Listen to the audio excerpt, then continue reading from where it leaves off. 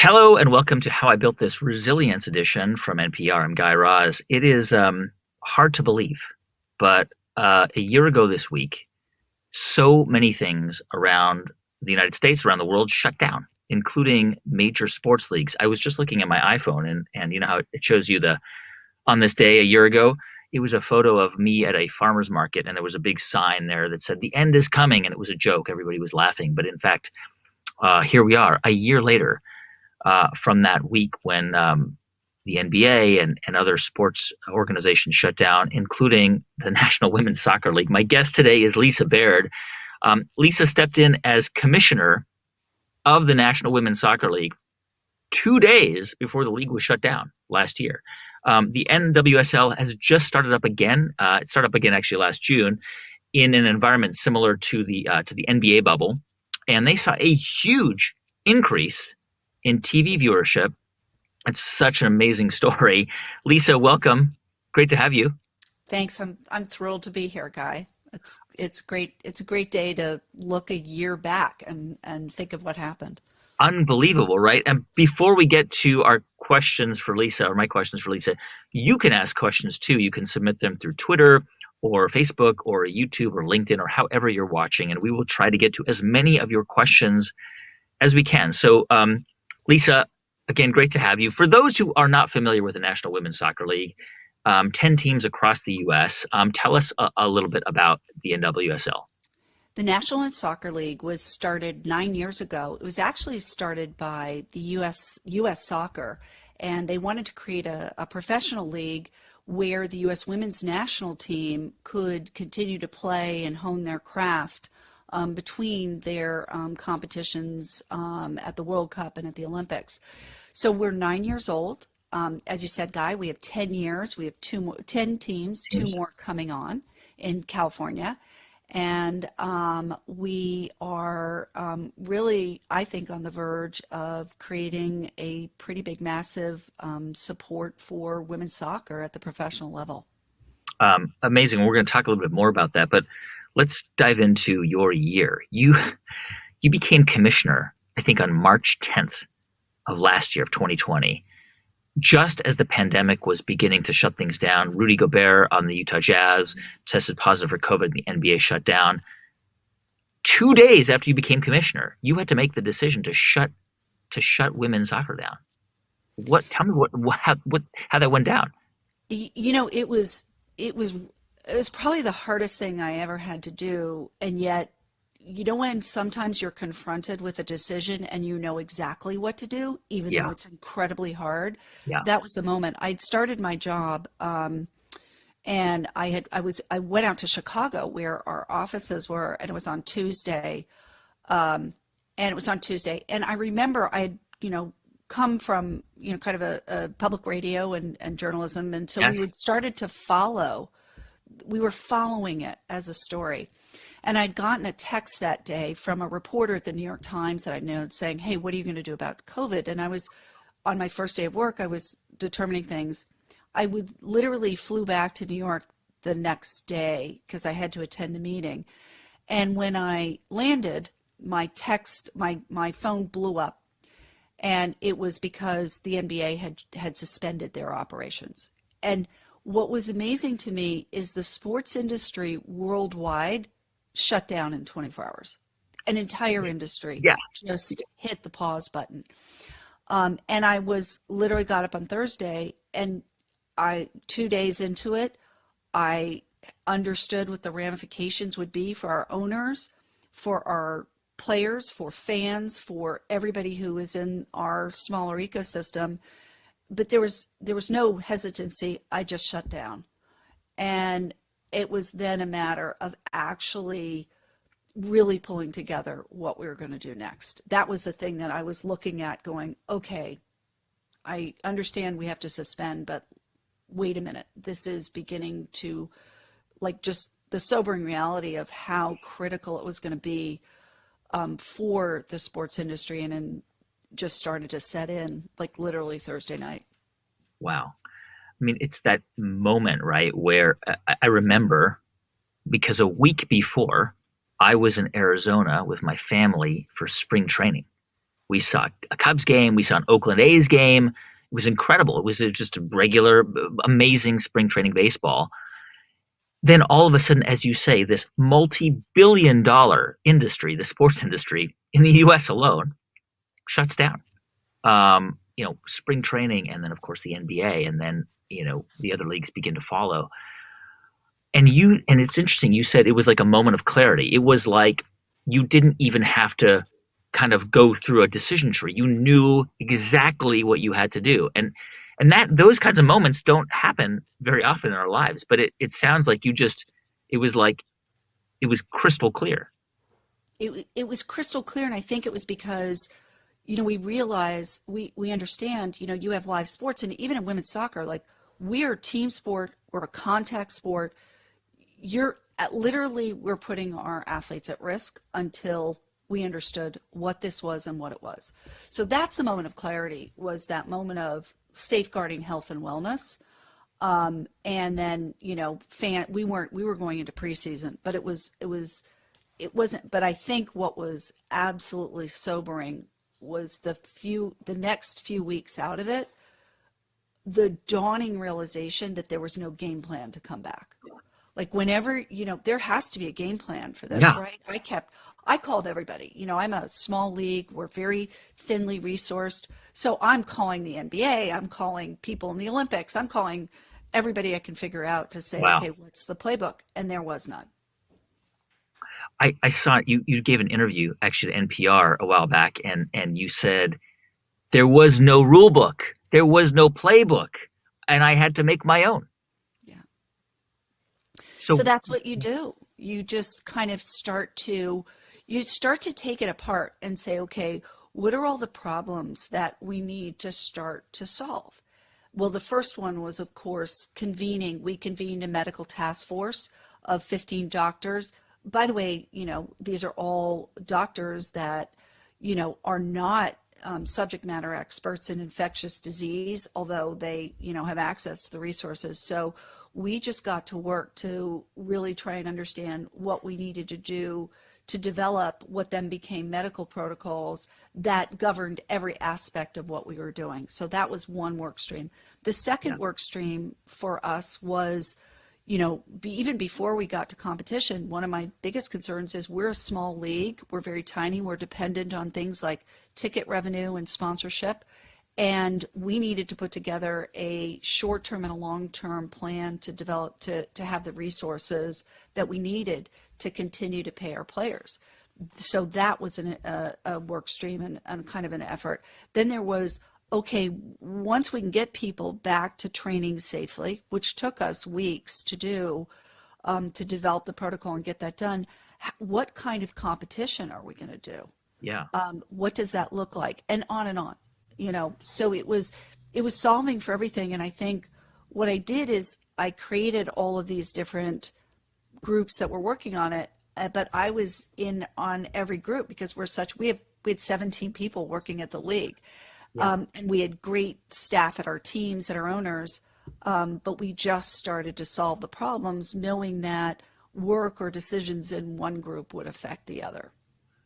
one of the decisions that was made early on was that the players would still be paid. The athletes would still be paid, even if they opted out from not playing, which you eventually, we'll get to in a moment. You eventually did relaunch the season, but the idea of continuing to pay the players, how was that made possible if there was no ticket revenue, if there was no ad revenue, if there was no nothing? This is the point of clarity and principle. And for me as a new commissioner, but also with our owners, and importantly with our owners, we knew that was a critical component of whatever we were going to do, is how we were going to safeguard our players, not only with the safety protocols, but also with the resources. And there wasn't ticket revenue. There wasn't the ordinary sources. So I started looking around again, no playbook. And we started to hear in late March about something that the federal government was going to do with the Small Business Administration to offer a lifeline, which it was for us, to small businesses who didn't have any resources coming in. And I started to research it, and literally there was nothing out there about it on the Yeah. internet. You were just kind of hearing things from different people. I called our partner, JP Morgan. That's where we keep we do our banking business. They didn't know anything about it. So I started to find out about it. I reached out, found the person at JP Morgan who could help me understand it. Literally, I remember this on Monday, the Small Business Administration, and Steve mentioned this, Treasury Secretary said, we're going to do this. By Thursday or Friday, there was an app that was completely untested in order to load your paperwork in to apply for this loan. I Yeah. was so nervous, Guy. I literally was doing this because my director of finance had gone on maternity leave. She and her wife were having twins. So Wow. she was gone. And the app came up on Saturday morning, and I spent Sunday morning. I spent 6 hours on Sunday morning. We loaded in I loaded in 1,000 pages of corroborating documents to say, Wow. here's how we're going to pay our players, and here's all this stuff that we need. What I later learned is that some people just loaded in one Excel spreadsheet and got their loan, but I was so worried that I wouldn't be able to get Uh-huh. this loan to pay the players. And 7 days later, we got the resources that we Wow. needed to kind of buy us the time to continue to pay the players. So it was a Wow. pretty helpful instrument. Thank you. Thank you to the Small Business Administration for doing Yeah. that. The PPP loans really was a lifeline for so many businesses. I know that you started to talk about how can we bring this back. Obviously, the NBA got a lot of attention. They were in Orlando, and there was a bubble, and you began to think about how do we do this with women's soccer. Um, and eventually you brought it back. You kind of created this a bubble in a world, and you relaunched in Utah um, the Challenge Cup tournament. Tell me about bringing this back, bringing women's soccer back. How did you guys begin to construct that?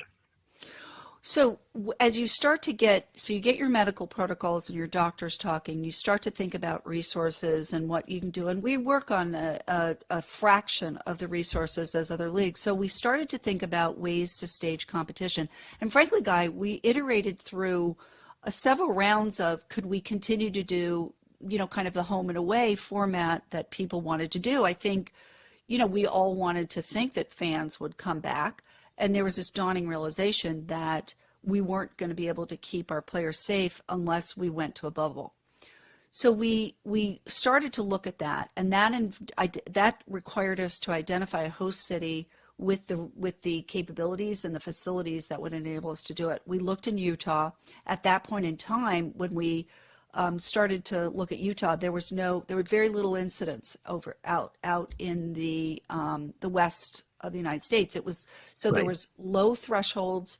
I worked with the governor and the people at Real Salt Lake that helped us put together facilities, and we were actually able to put together a very contained plan. So we had all of the training pitches. We had 2 competition fields. We had Wow. access to enough locker rooms, because the important thing about a bubble is keeping the teams, well, they're called pods, keeping them separate. So we actually had to coordinate and develop the schedules so that one team was being fed in one hotel. They were able to go through Wow. the line from 6:15 to 6:58, and then we cleared, we sanitized, and then we brought the second team in. Wow. So it was all very coordinated, and it sounds easy now when I'm talking about it, but at the time, none of this was tested. Yeah. Like I I mean, had this is on yeah. all 10 teams were participated. So one team early before we started our bubble, one team, Orlando, called me, and they called me on Monday night, and their doctors called and said, "Look, we've had an incident of a positive test." And it was remember, this was like very early on, so Yeah. people were still understanding how to test people, what the cadence was. Do you do 1 or 2 in a confirming test? There were things that we didn't know at the time, like what's a false positive. Right. What We didn't know that. So the whole industry was learning what was going on here.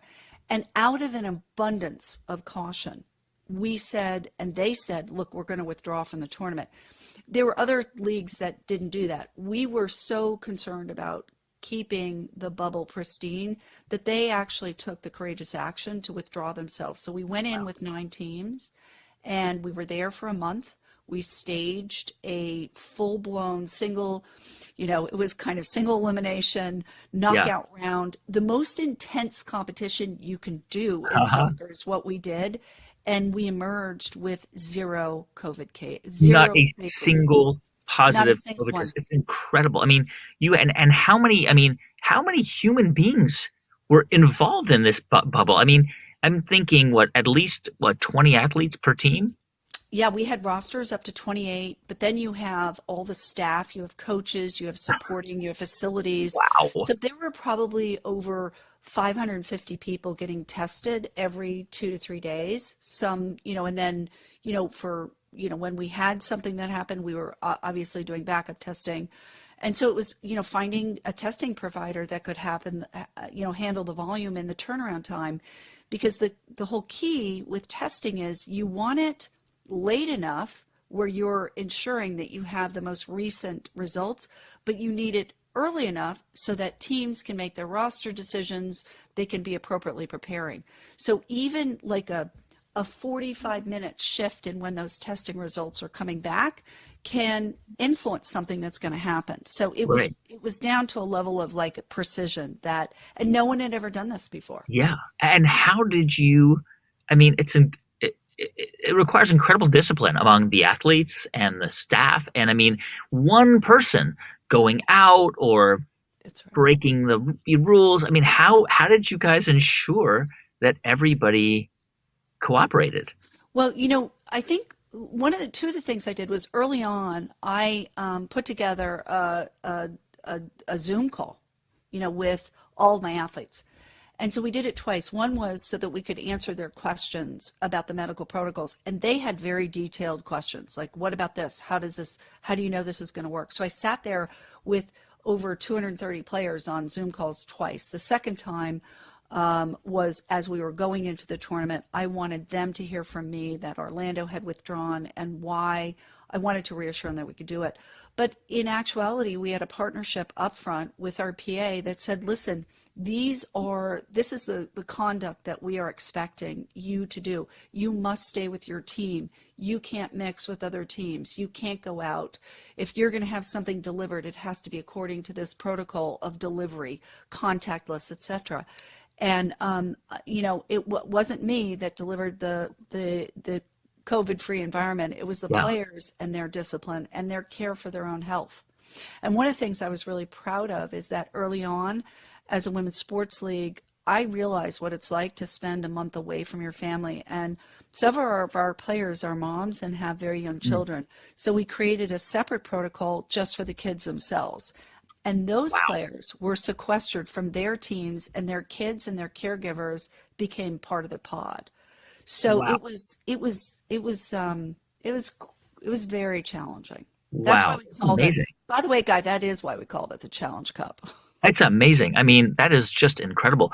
One of the things that came out of this, right? Because you're not playing in front of crowds, but you are playing in front of TV cameras, and your TV ratings, I think you were on ESPN, jumped 500%.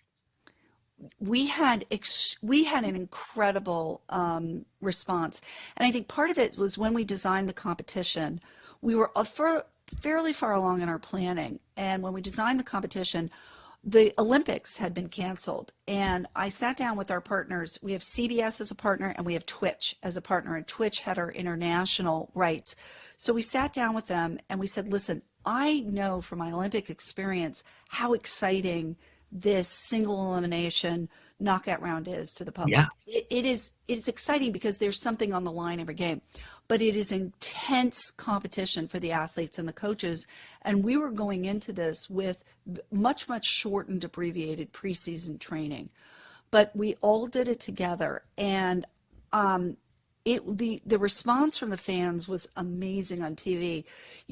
Think about it. It was a year and a summer when we were all consumed with the political news and the social activism news that were Right. going on with the George Floyd, everything was going on. There was a tremendous amount of uptick in news, and we weren't expecting to see the amount of attention with sports. I mean, we were going in going, this is what people Right. are listening to.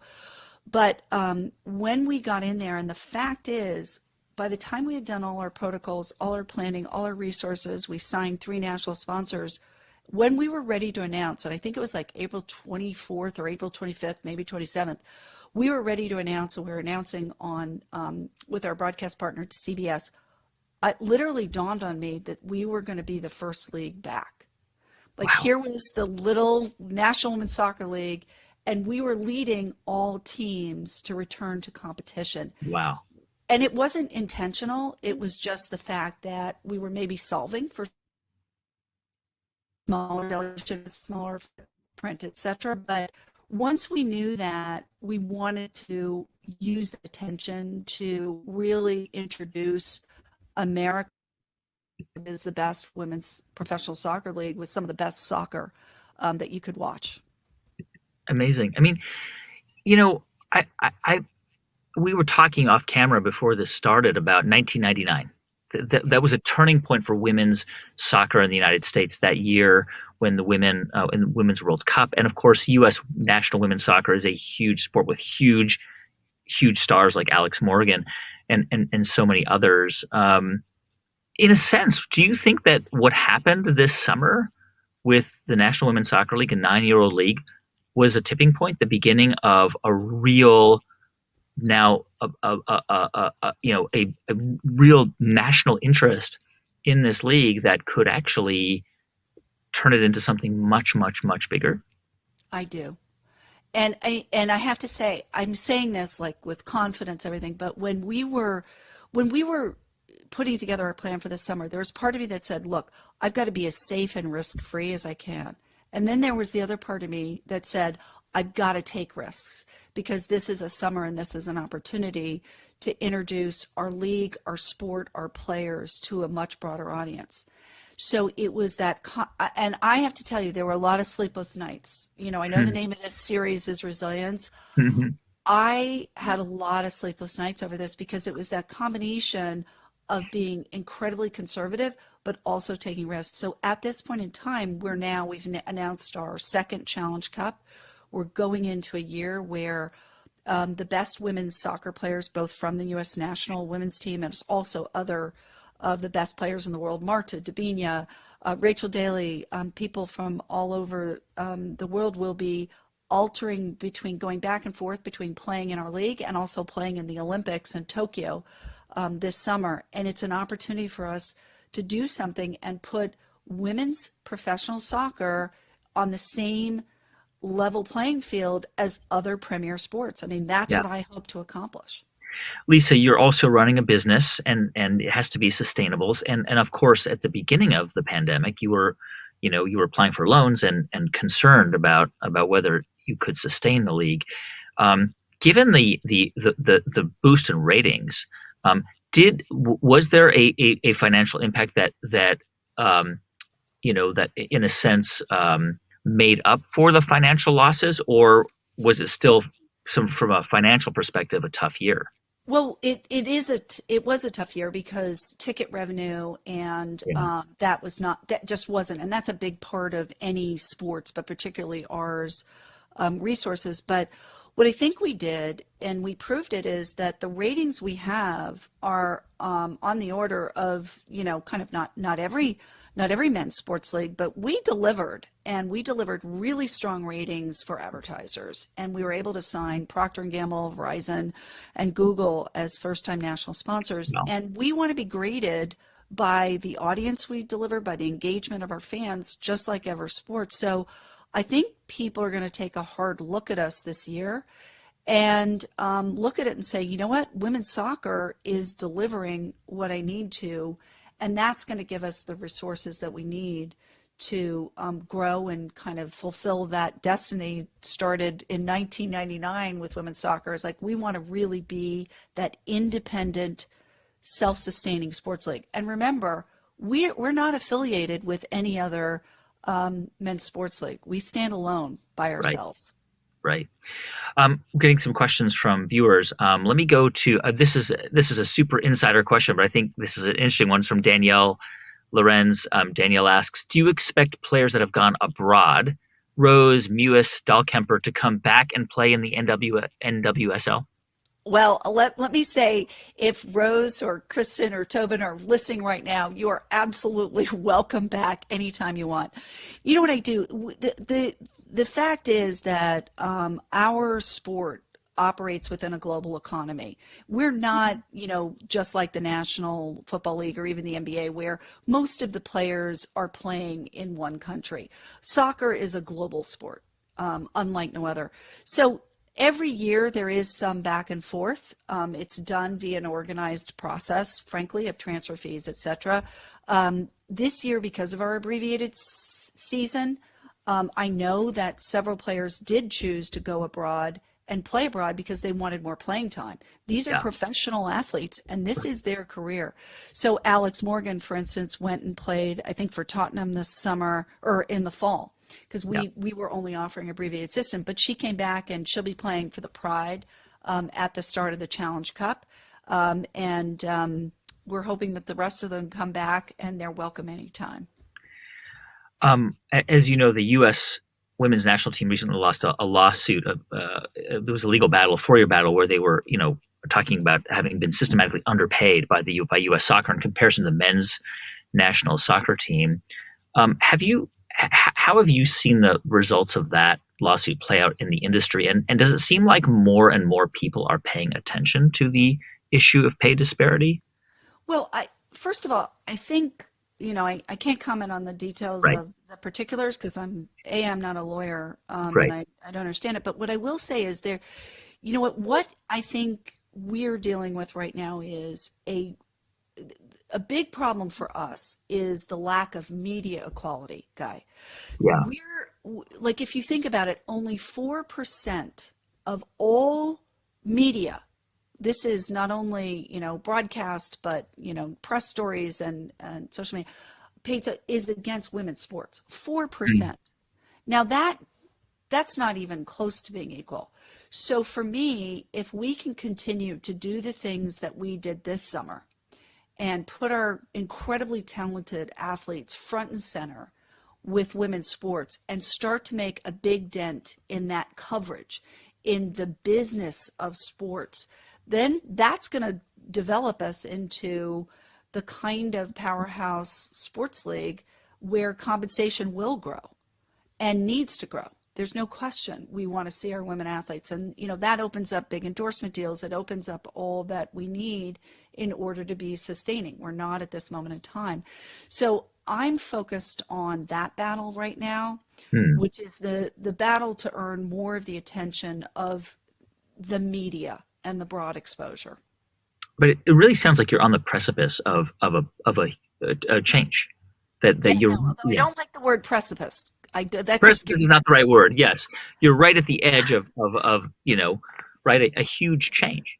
Yeah, I think we're seeing something really exciting happen. And I talked to, I come from a broader sports world, and I'd seen it in the Olympics. If you think about it, the Olympics kind of led the way here. When Right. you watch the Olympics or even the Paralympics, you're kind of watching women's sports and men's sports, maybe not equally, but pretty equally, right? They're pretty balanced in terms of the coverage, and certainly, if you look at the performance of some of the bigger countries like England and the U.S., and the women are starting to win more medals than their male counterparts. So of course you want to watch gold medal winning teams. But I think what we're seeing right now is women's sports coming into its own. And this summer, a lot of what I heard anecdotally and even saw in our numbers is that kind of mass sports fans started watching women's soccer. It wasn't just our avid, engaged fan base, like Yeah. Danielle just answered the in the know question. It was, wait a minute, I just turned this on and I saw this sport and I went, damn, that's good. Yeah. And part of what we did in the fall series, which we did with with CBS is we were able to take advantage of some broadcast windows that had opened up because some collegiate sports elected to suspend or delay their sports season. So we created a whole new format. I worked with CBS to take those windows. And, you might have been turning on your TV expecting to see college football, and you saw some incredible soccer. Yeah. Notice I did not say women's soccer. I just said soccer. Do you think that within 10 years, that women's soccer um, will have the media attention that men's equivalent men's sports and soccer receives? I do. And I do. And I know that's kind of a bold, brave statement to say when we're only 4% of the coverage today. And we're certainly not anywhere near the massive, audience or revenues that some of our men's leagues have. But I think we and other women's sports leagues are on that precipice, not only here in the United States, but abroad as well.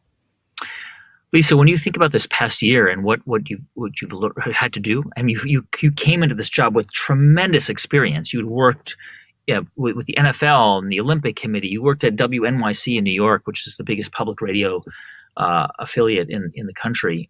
You've had big jobs at Fortune 500 companies. So you've come into this job with a tremendous amount of wisdom and experience. But of course, this year sort of supercharged that for everyone. What have you learned this past year that you want to take with you into the future as you continue to lead the National Women's Soccer League?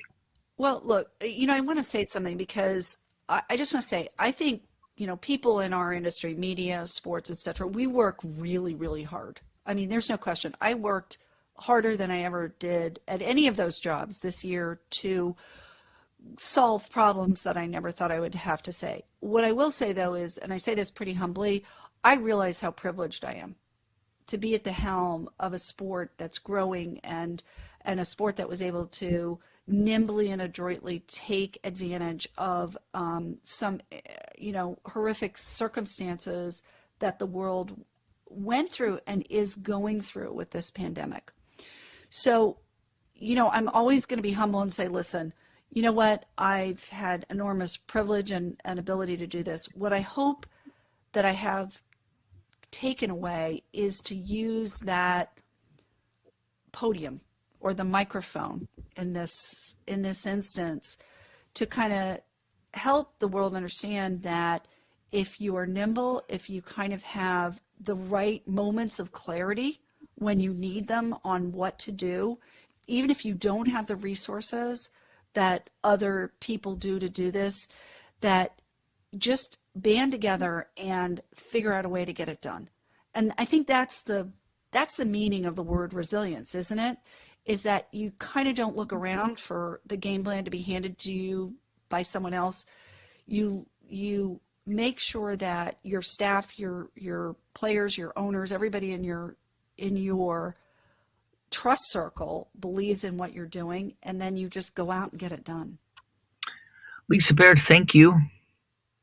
Well, thank you. It's such a privilege being a WNYC alumni to be on your show, Guy. I'm a huge fan, as you know.